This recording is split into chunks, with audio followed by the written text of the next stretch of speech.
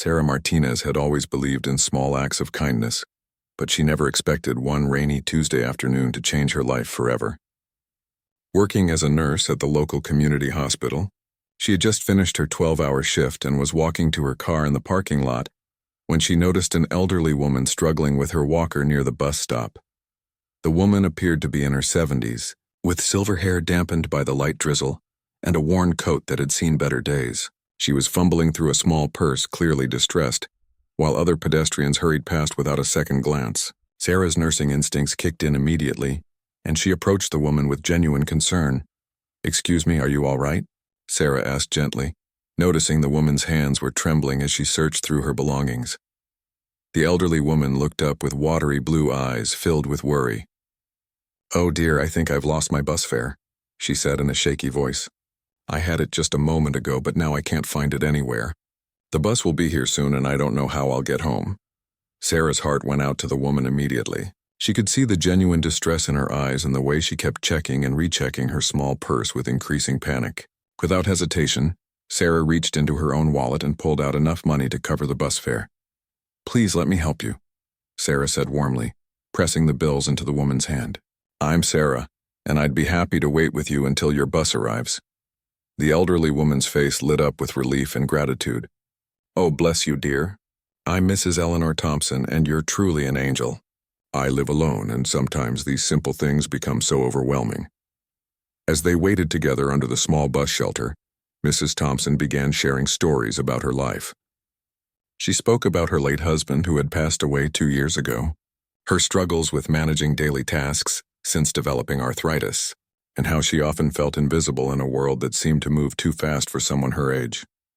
Sarah listened intently, offering comfort and understanding. She learned that Mrs. Thompson lived in a small apartment across town and relied on public transportation for everything from grocery shopping to medical appointments.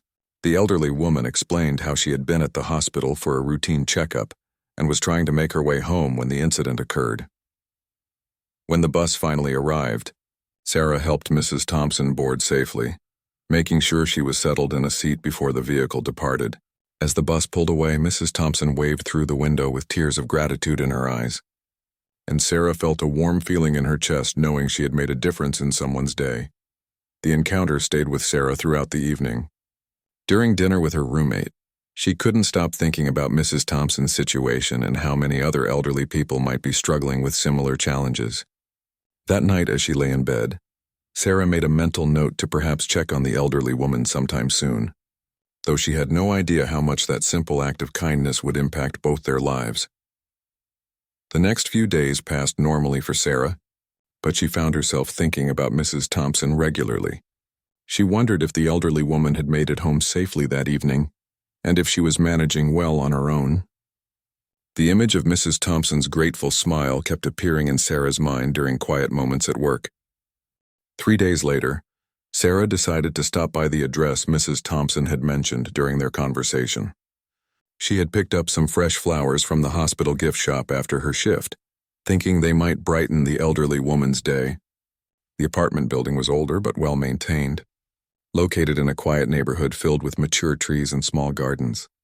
When Sarah knocked on the door of apartment 4B, she heard slow footsteps approaching from inside. Mrs. Thompson opened the door with a look of complete surprise that quickly transformed into pure joy when she recognized her unexpected visitor. "Sarah! Oh my goodness, what a wonderful surprise," Mrs. Thompson exclaimed, her face beaming with happiness. Please come in. I was just thinking about you and wondering how to thank you properly for your kindness the other day." The small apartment was neat and cozy, filled with family photographs and handmade quilts that spoke of a lifetime of memories.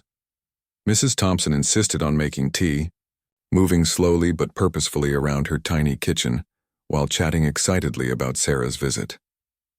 The apartment smelled of lavender and old books, creating a warm and inviting atmosphere. Over tea and homemade cookies that Mrs. Thompson had baked earlier, the two women continued their conversation from where they had left off at the bus stop. Mrs. Thompson shared more about her life, including stories about her teaching career and her late husband's work as a carpenter. She showed Sarah photo albums filled with pictures of family gatherings, vacations, and special occasions from decades past. "You know, dear?" Mrs. Thompson said thoughtfully. "I haven't had a visitor in months. My old friends have either moved away or passed on, and my family, well, they're all so busy with their own lives. It gets quite lonely sometimes." Sarah felt a pang of sadness hearing this. She couldn't imagine how difficult it must be for Mrs. Thompson to spend most of her days alone, especially after being surrounded by students and colleagues for most of her career. They talked for over an hour, and Sarah found herself genuinely enjoying the elderly woman's company and wisdom. As the afternoon wore on, Mrs. Thompson mentioned that she had been putting off several errands because they seemed too overwhelming to manage alone. Her grocery shopping had become sporadic, and she had been avoiding scheduling necessary medical appointments because the logistics of transportation and waiting rooms felt too daunting. "Would you like some help with those errands?" Sarah offered without hesitation. "I have the weekend off, and I'd be happy to give you a ride to the grocery store or wherever you need to go." Mrs. Thompson's eyes filled with tears of gratitude once again. "You're too kind, Sarah. I don't want to be a burden, but I must admit that having some help would make such a difference in my life." They made plans for Sarah to return on Saturday morning to help with grocery shopping and a few other errands. As Sarah prepared to leave, Mrs. Thompson walked her to the door and gave her a gentle hug, expressing how much the visit had meant to her. "You have no idea what a gift this has been," Mrs. Thompson said softly. "I've felt so forgotten lately, but your kindness reminds me that there are still good people in this world." Sarah drove home that evening feeling fulfilled in a way she hadn't experienced in a long time. She realized that helping Mrs. Thompson was giving her as much joy as it was providing assistance to the elderly woman. The connection they were forming felt natural and meaningful, like the beginning of something special. That night, Sarah called her own grandmother, whom she hadn't spoken to in several weeks. The conversation with Mrs. Thompson had reminded her of the importance of staying connected with the elderly people in her life and not taking their presence for granted. Saturday morning arrived with bright sunshine, and Sarah felt energized as she drove to Mrs. Thompson's apartment building. She had prepared a list of stores they could visit and had even researched the most elderly-friendly locations in the area. When she arrived, Mrs. Thompson was ready and waiting, dressed in her best coat and carrying a carefully organized shopping list. Their first stop was the grocery store, where Sarah patiently helped Mrs. Thompson navigate the aisles and reach items on higher shelves. She noticed how other shoppers seemed to rush past the elderly woman, sometimes bumping into her walker or showing impatience when she moved slowly. Sarah made sure to stay close and advocate for Mrs. Thompson when necessary. "In my day, people were more considerate," Mrs. Thompson observed quietly as they stood in the checkout line. "But you, dear, you remind me that kindness still exists in the world." After the grocery store, they visited the pharmacy where Mrs. Thompson needed to pick up her medications. The pharmacist was friendly and helpful, taking time to explain the new medication instructions clearly. Sarah appreciated how the staff treated Mrs. Thompson with respect and patience, unlike some of the experiences they had encountered earlier in the day. Their final stop was the local library, where Mrs. Thompson wanted to return some books and pick up new ones. Sarah discovered that the elderly woman was an avid reader, who particularly enjoyed mystery novels and historical fiction. The librarian greeted Mrs. Thompson by name, clearly familiar with her regular visits. "I used to come here every week," Mrs. Thompson explained to Sarah, "but lately it's been more difficult to manage the trip on my own. These books have been overdue for 2 weeks because I couldn't figure out how to get here." As they browsed the shelves together, Sarah suggested they establish a regular routine so Mrs. Thompson could continue enjoying her favorite hobby. They arranged for Sarah to accompany her to the library every other Saturday, ensuring the elderly woman could maintain this important part of her weekly routine. During their drive back to the apartment, Mrs. Thompson grew quiet and thoughtful. Finally, she spoke up with a hint of nervousness in her voice. "Sarah, I need to tell you something important," she began hesitantly. "I have a son, Michael, who lives about an hour away. He's been trying to convince me to move into a nursing home. He thinks I can't take care of myself anymore." Sarah listened carefully as Mrs. Thompson explained that her son rarely visited, but frequently called to check up on her. During these calls, he often expressed concern about her ability to live independently, and suggested that she would be safer and better cared for in a residential facility. "I understand his concerns," Mrs. Thompson continued, "but this apartment is my home. All my memories with my husband are here, and I'm not ready to give up my independence just yet." Michael means well, but he doesn't understand how important it is for me to maintain my dignity and autonomy. Sarah could hear the conflict in Mrs. Thompson's voice. It was clear that she loved her son but felt hurt by his lack of understanding about her desire to remain in her own home. The elderly woman explained that Michael was a successful businessman who approached problems with practical solutions, but didn't always consider the emotional aspects of difficult situations. He's supposed to visit next week, Mrs. Thompson added with a mixture of anticipation and anxiety. I'm hoping that if he sees how well I'm managing with a little help, he might reconsider his position about the nursing home. Sarah assured Mrs. Thompson that she would continue to provide support and help her maintain her independence for as long as possible. She could see how important it was for the elderly woman to feel capable and valued, rather than being treated as a problem to be solved. As they unloaded the groceries and organized them in Mrs. Thompson's kitchen, Sarah felt a growing sense of protectiveness toward her new friend. She hoped that when Mrs. Thompson's son visited, he would be able to see his mother's strength and resilience rather than focusing solely on her limitations. The following Tuesday, Sarah received an unexpected phone call from Mrs. Thompson during her lunch break at the hospital. The elderly woman's voice sounded shaky and distressed, immediately putting Sarah on alert. "Sarah, dear, I'm so sorry to bother you at work, but I don't know what else to do," Mrs. Thompson said, clearly upset. "Michael showed up this morning unannounced, and he's been going through my apartment, making lists of things he thinks prove I can't live alone anymore." Sarah's heart sank as she listened to Mrs. Thompson describe how her son had arrived early that morning with a clipboard and a determined expression. He had been documenting everything he considered evidence of his mother's declining ability to care for herself, from expired items in her pantry to the slightly cluttered state of her bedroom closet. "He found the expired milk in my refrigerator and some dust on the top shelves," Mrs. Thompson continued, her voice trembling with frustration. "He's treating me like a child, Sarah.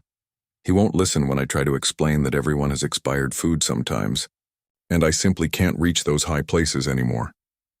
Sarah could hear voices in the background and realized that Michael was still there, likely continuing his inspection of the apartment. She felt angry on Mrs. Thompson's behalf but tried to keep her voice calm and supportive. "Has he mentioned the nursing home again?" Sarah asked gently. "Yes, and he's already called 3 facilities to schedule tours," Mrs. Thompson replied with a heavy sigh. "He says he's found a lovely place with good reviews, but Sarah, I don't want to leave my home. I just need a little help here and there, not complete care." Sarah made a decision that surprised even herself. "Mrs. Thompson, would it be all right if I stopped by after my shift today? I'd like to meet Michael and perhaps help him understand the support system you have in place." There was a moment of silence before Mrs. Thompson responded with obvious relief. "Oh, would you really do that? I think if Michael could meet you and see how much you've been helping me, he might realize that I have options besides a nursing home." After ending the call, Sarah spent the rest of her shift thinking about the situation. She understood Michael's concerns about his mother's safety and well-being, but she also recognized Mrs. Thompson's need for dignity and independence. Perhaps there was a middle ground that could address everyone's concerns. When Sarah arrived at the apartment that evening, she could hear voices from inside before she even knocked. Michael's deep voice carried a tone of authority and impatience, while Mrs. Thompson's responses sounded defensive and tired. The door opened to reveal a tall, well-dressed man in his 40s with graying temples and a serious expression. He looked surprised to see Sarah standing in the hallway with a small bouquet of flowers from the hospital gift shop. "You must be Michael," Sarah said with a warm smile, extending her hand. "I'm Sarah Martinez. Your mother has told me so much about you." Michael shook her hand with a puzzled expression. "I'm sorry, I don't think we've met. Are you from one of the care services?" "Not exactly," Sarah replied. "I'm a friend of your mother's, and I've been helping her with some errands and transportation when she needs it." Mrs. Thompson appeared behind her son, her face lighting up when she saw Sarah. "Michael, this is the wonderful young woman I told you about on the phone last week. Sarah, please come in." As Sarah entered the apartment, she could see evidence of Michael's systematic evaluation everywhere. There were notes scattered on the coffee table, and she noticed that he had reorganized several cupboards and made piles of items he considered problematic. The atmosphere in the room was tense, and Sarah could see the exhaustion and frustration in Mrs. Thompson's eyes. She realized that this conversation would require careful navigation, to help both mother and son understand each other's perspectives while finding a solution that honored everyone's concerns and needs. The tension in the room was palpable as the three of them settled into Mrs. Thompson's living room.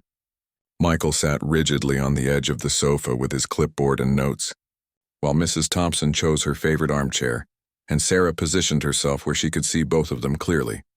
"So, Sarah, how long have you known my mother?" Michael asked with a professional tone that suggested he was conducting an interview rather than having a conversation. "We met about 2 weeks ago," Sarah replied honestly. "I helped her with bus fare one evening and we've become friends since then." Michael's expression showed skepticism. 2 weeks? Mom, you didn't mention that this was such a new relationship. I was under the impression that you had established care support. Mrs. Thompson shifted uncomfortably in her chair. "Michael, Sarah has been more helpful and considerate in 2 weeks than, well, she's become like family to me." The comment clearly stung Michael, and Sarah could see the hurt flash across his face before he composed himself. She realized that this situation was more complex than she had initially understood. Michael wasn't just concerned about his mother's safety. He was dealing with his own feelings of guilt and inadequacy about not being more present in her life. "Michael," Sarah said gently, "I can see how much you care about your mother's well-being. You're right to be concerned about her safety and independence. But I've spent time with her, and I believe there are ways to address your concerns while allowing her to remain in her home." Michael looked surprised by Sarah's diplomatic approach. He had clearly expected her to be defensive or argumentative. "What exactly do you mean by that?" Sarah took a deep breath and began explaining her observations. She described how capable Mrs. Thompson was during their errands, how well she managed her medications with proper organization, and how her main challenges were transportation and reaching high places rather than fundamental cognitive or health issues. "Your mother is incredibly sharp, Michael. She reads constantly, manages her finances carefully, and takes excellent care of herself. She just needs some practical support with specific tasks." As Sarah spoke, she watched Michael's rigid posture begin to soften slightly. She could see him processing this different perspective on his mother's situation. "But what about emergencies?" Michael asked, his voice showing genuine concern. "What if she falls or has a medical issue when no one is around?" This was a valid concern, and Sarah had been thinking about it herself. "There are medical alert systems that could provide peace of mind for both of you. And I've been researching local senior support services that offer regular check-ins and assistance programs." Mrs. Thompson looked hopeful for the first time since Michael's arrival. "I've been thinking about getting one of those emergency buttons, but I wasn't sure how to go about it." Michael seemed surprised that his mother was open to these safety measures. "You would be willing to wear a medical alert device?" "Of course, dear," Mrs. Thompson replied. "I want to be safe too. I just want to be safe in my own home." The conversation continued for over an hour, with Sarah serving as a bridge between mother and son. She helped Michael understand that his mother wasn't being stubborn or unrealistic about her needs, while also validating his concerns about her safety and well-being. Gradually, Michael began asking different questions. Instead of focusing on problems and limitations, he started inquiring about solutions and support systems. Sarah could see him shifting from viewing his mother as a problem to be solved to seeing her as a person whose independence could be preserved with the right resources. "Mom," Michael said finally, his voice softer than it had been all evening, "I owe you an apology. I came here today thinking I knew what was best for you without really listening to what you wanted or needed." Mrs. Thompson's eyes filled with tears, and she reached over to pat her son's hand. "You don't need to apologize, Michael. You're worried about me, and I understand that. I just needed you to see that I'm not ready to give up yet." Sarah felt a sense of accomplishment watching the mother and son begin to reconnect and communicate more effectively. The solution wouldn't be simple, but they were finally working together instead of against each other.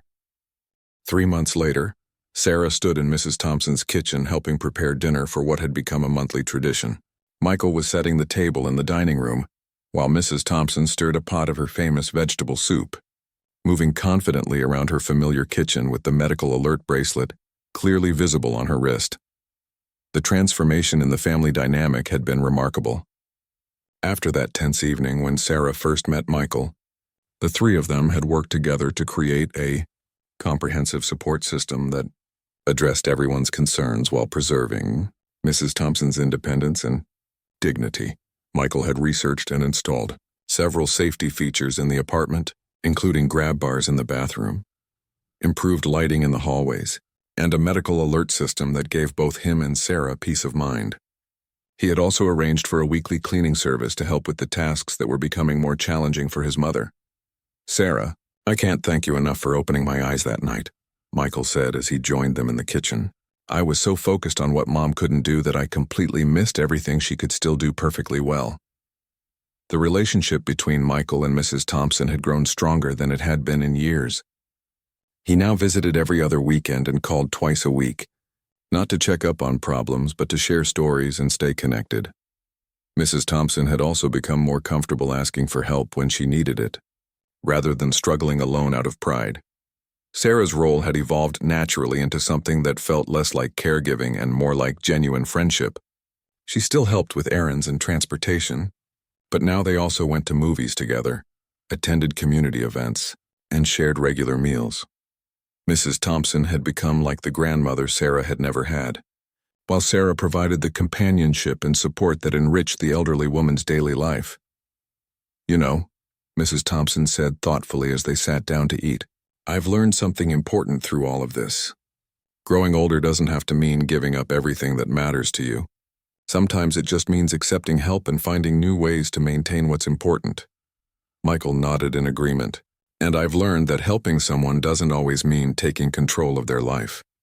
Sometimes the best help is supporting someone's choices rather than making choices for them." The evening proceeded with comfortable conversation and shared laughter. Michael told stories about his work and his children, who had also begun visiting their grandmother more regularly. Mrs. Thompson shared news about her book club, friends, and the community garden project she had recently joined with Sarah's encouragement. As the evening wound down, Sarah reflected on how a simple act of kindness at a bus stop had led to such meaningful relationships. She had gained a surrogate grandmother and a new friend in Michael, while helping to bridge a gap between a mother and son who had lost touch with how to communicate their love and concern for each other. "Next month is Mom's birthday," Michael mentioned as they cleared the dishes. "I was thinking we could plan something special. Maybe invite some of her old teaching colleagues?" Mrs. Thompson's face lit up at the suggestion. "Oh, that would be wonderful. I haven't seen some of them in months." Sarah smiled, watching the easy interaction between mother and son. The birthday celebration would be another opportunity for Mrs. Thompson to feel connected and valued, surrounded by people who appreciated her wisdom and enjoyed her company. As Sarah drove home that evening, she felt grateful for the unexpected turn her life had taken. What had started as a small gesture of helping a stranger had blossomed into relationships that enriched all their lives. Mrs. Thompson had taught her about resilience and grace in aging, while Michael had shown her the importance of family communication and compromise. The experience had also influenced Sarah's approach to her work as a nurse. She had begun advocating more actively for her elderly patients' autonomy and dignity, helping families find solutions that balanced safety concerns with independence whenever possible. Most importantly, Sarah had learned that sometimes the help we offer to others comes back to us in unexpected ways. In helping Mrs. Thompson maintain her independence, Sarah had discovered a deeper sense of purpose and belonging in her own life, proving that acts of kindness create connections that benefit everyone involved.